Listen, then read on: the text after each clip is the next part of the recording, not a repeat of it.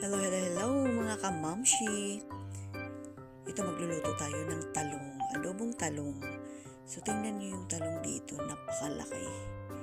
Siguro ang ang size nito is, basta malaki siya. Ayan o, kita niyo naman o. Ang laki, matambog. So ayan. Kita nyo, yan ang talong ng gitnang silangan. So, i-slice natin ito kasi magluluto tayo ng adobong talong. Medyo matagal na rin akong hindi nakapagluto ng adobong talong. So, ito, wala siyang wala kang makikitang buto-buto niya. As in, para siyang foamy. Napakaganda. Kasi yung iba kasi malaki din. Yung malaki na medyo short. Malaki na medyo short. Yung malaki na medyo short, ang dami niyang buto-buto, ang dami niyang seeds.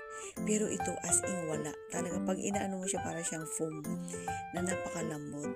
So ito i-roasted lang natin ito. Hindi natin siya gigisahin pa sa mantika, Zay. Kasi grabe maka-absorb ng mantika, lalo na pag talong ang piniprito mo.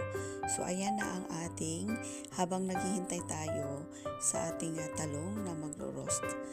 Ito, magisa muna tayo ng bawang sibuyas and then lagyan natin ng shrimp or hipon. Naisipan ko lang din na mag-add ng hipon kasi namimiss ko kumain ng hipon. So ayan, i-stir lang natin and then mayroon akong natirang mushroom. Sayang naman, ilagay na natin, isama na natin yan. And then takpan lang. Pagkatapos, yun, stir natin ng konti at mag-add na tayo ng apple cider vinegar, soy sauce, tsaka black pepper. Yun ang ating din. Lagyan natin ng tomato para manamis-namis ng konti.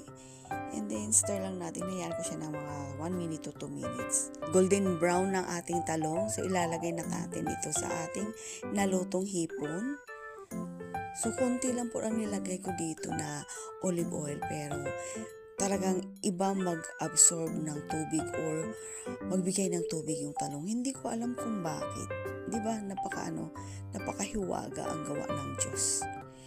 So, i-stir lang natin ito hanggat mag-add tayo ng konting tubig.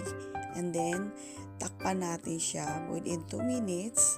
Tapos, i-check natin siya later or mamaya pagkatapos. Ayun na, ilagay na natin yung ating final touch na optional lang po kung gusto niyo. Hindi na ako naglagay diyan ng asin kasi nga niluto ko ito sa Salad Master Skillet. So, nag-add ako ng chili.